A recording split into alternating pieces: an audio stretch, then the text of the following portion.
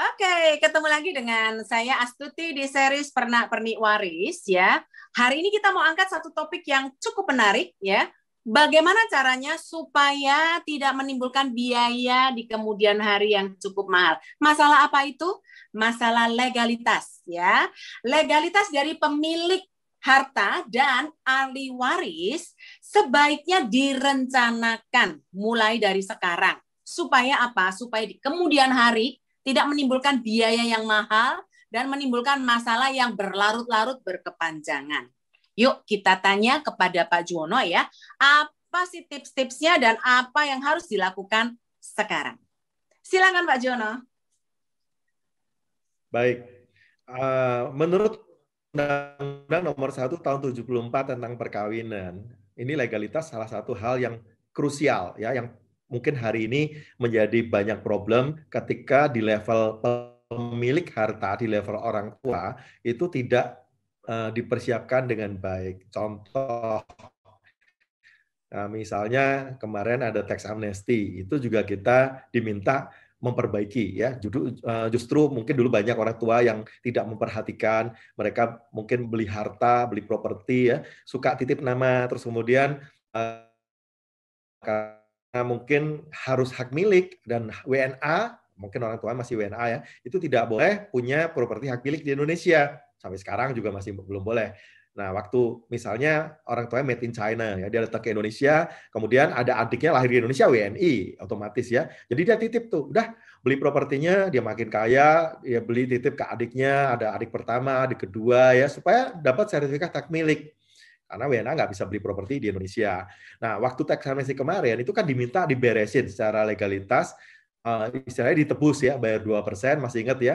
Terus nomini yang ditunjuk nama-nama orang lain tadi, nama supir, nama siapapun ya adik, itu dibalik nama ke pemilik asli. Sebenarnya siapa sih pemilik aslinya dan dilaporkan ya, supaya ada tujuannya, supaya nanti kalau yang bersangkutan meninggal dan dilaporkan di SPT sudah ya beres, maka itu tidak ada pajak kepada generasi penerima warisnya atau anak-anaknya ya, pada ahli waris.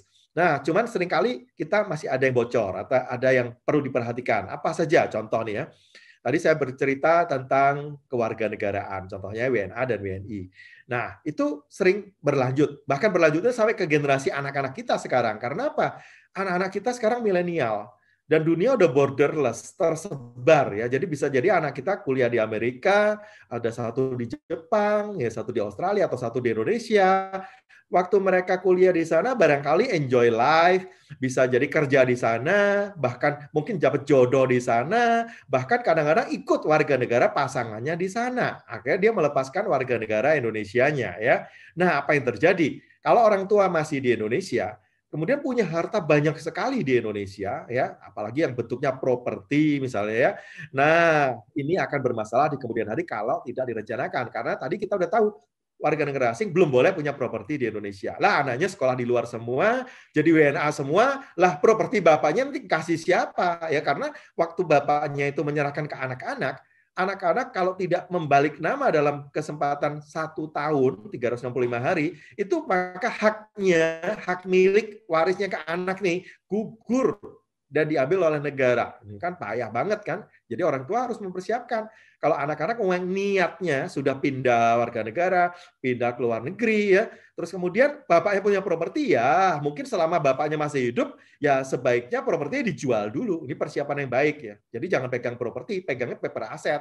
Tadi kan saya bilang ada paper aset ya, misalnya rekening bank, asuransi gitu ya. Nah, atau bentuknya properti real asset tadi ya. Ini udah nggak boleh lagi yang real asset seperti ini.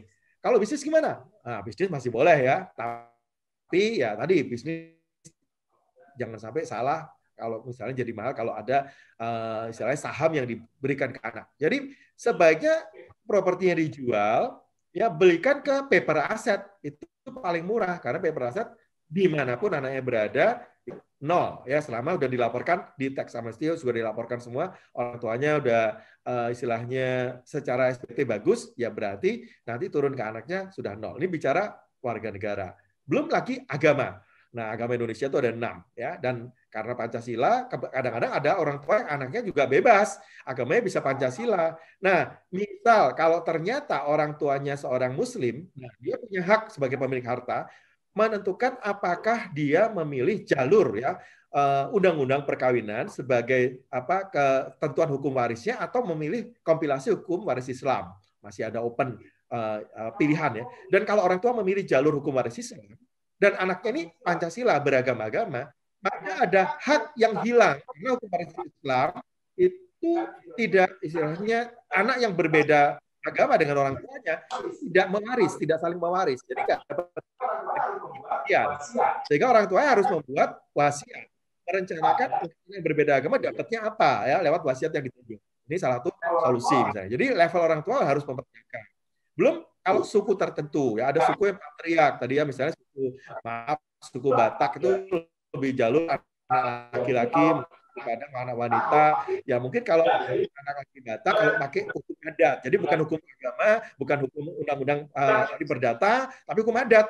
Hukum adat Bali juga itu patriark ya laki-laki. Nah kalau misalnya pria Bali atau pria Batak ketemu wanita Padang mungkin kaya dua-duanya pewaris ya ada waris dari orang tuanya. Tapi kalau dibalik nah itu bisa nggak dapat apa loh ya. Jadi kalau misalnya kita tidak mempersiapkan dengan baik, ya misalnya tidak menulis, ya udah saya nggak mau pakai hukum adat, pakai hukum yang lain, atau pakai hukum adat, tapi saya membuat wasiat kepada anak-anak yang menurut hukum adat mungkin haknya berkurang ya. Nah itu juga perlu direncanakan di level pemilik harta dan orang tua. Yang keempat status perkawinan. Ya status perkawinan juga ada yang pisah harta bersama, bahkan kadang-kadang pernikahan itu bisa karena istri atau pasangan meninggal, dia pernikahan kedua ya atau ketiga dan seterusnya. Nah, status perkawinannya juga menentukan perjalanan harta waris ya. Nah, seringkali ini nggak diperhatikan legalitas ini dengan baik. Misalnya tadi papa mama itu menikah di China, itu made in China ya. Pulang Indonesia, waktu merantau ke Indonesia beli properti nama adik.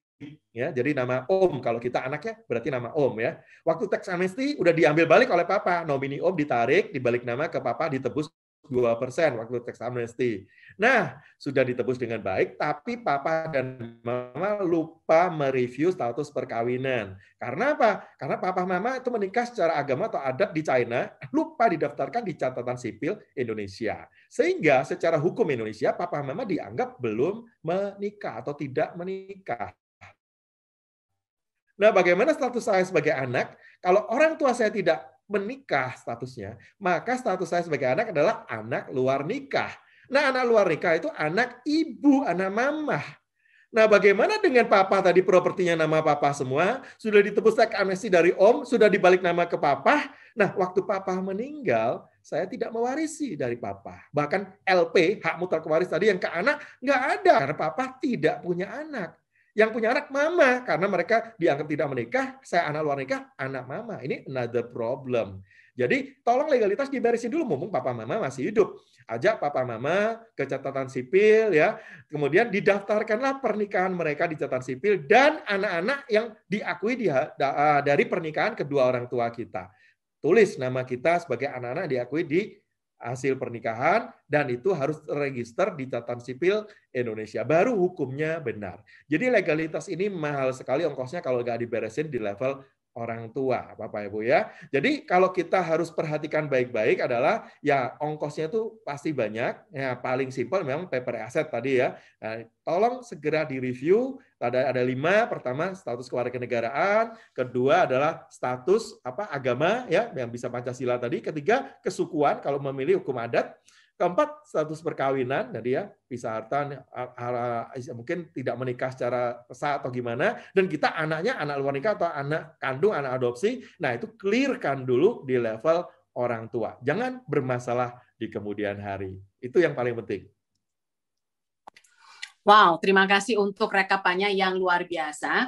So guys, kalau misalnya masih banyak pertanyaan, silakan tulis di komen ya. Nanti saya akan baca dan saya usahakan untuk bisa dibahas di seri-seri berikutnya. Jangan lupa subscribe, klik like, dan bunyikan loncengnya. Dan follow Instagram saya di astuti.insurance. Kita akan ketemu lagi di seri Pernak-Pernik Waris. Dan masih banyak lagi. Ingat ada Omnibus Law. Ya, kita mau nanti bahas sedikit, intip-intip sedikit apa sih isinya. Sampai ketemu di series berikutnya. Bye.